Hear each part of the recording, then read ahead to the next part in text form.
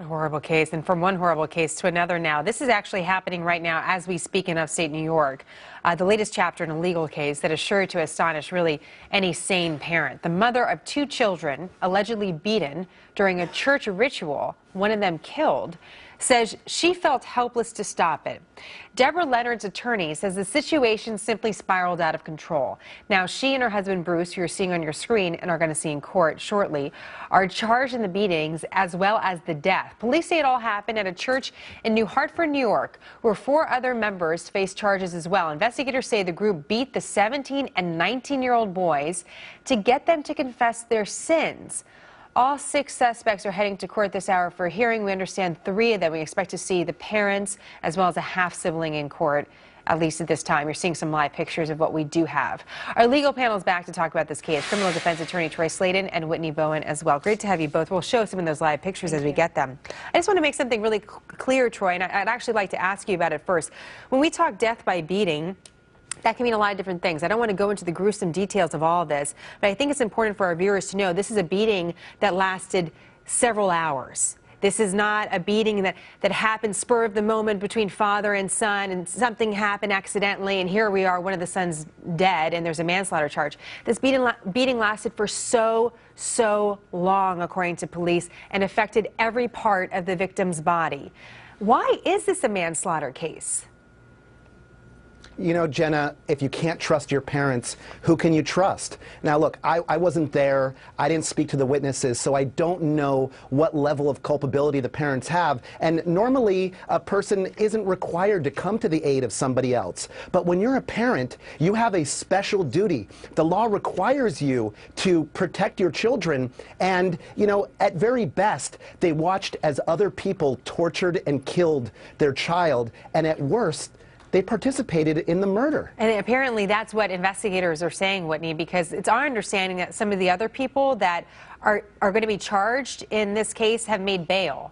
So we may not see them during this hearing. What do you think of the attorney's argument that the mother has been so beaten down over the last several decades, not physically, from our understanding, that she could not have acted in this situation? I find that argument, as a criminal defense attorney myself, I find that argument to be very compelling, actually. I mean, if I was representing her, I would certainly be exploring the issues of whether or not she was acting under duress or her failure to do anything to intervene to protect her children had to do with the abuse that she had suffered herself. There are psychological effects of years and years of being beaten down yourself, and then also being a part of an institution where, you know, the church is everything to you, and what they say is literally the gospel, and so you're not going to do anything to buff up against that when that defines who you are. So I think that that's a very compelling argument that her attorney has made, that she's meek and therefore, you know, less likely to intervene or to do anything out of fear herself of being abused. We're just learning I find it to be compelling. We're just learning a little bit more about this church, Troy, but apparently it predates her son's birth. So just as Whitney's explaining, this is something that she's been involved with for a long time. Is there such a thing as a cult defense, meaning that you're just part of this bizarre group for so long that you literally don't know the difference anymore between right and wrong?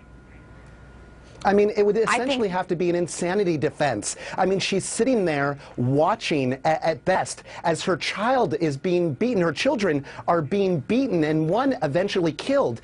I don't think it's a defense to say, oh, you know, it's my religion, and so this is what we do, or I've been a part of this religion, so I couldn't help. There was a lot of things she could have done. She could have thrown herself on top of her children. She could have ran out. She could have called 911. She could have gone to a neighbor for help. There's a lot of things that she could have done. On that, though, Whitney, is it eventually going to be, though, an insanity defense, maybe not just for the mother, but for the father?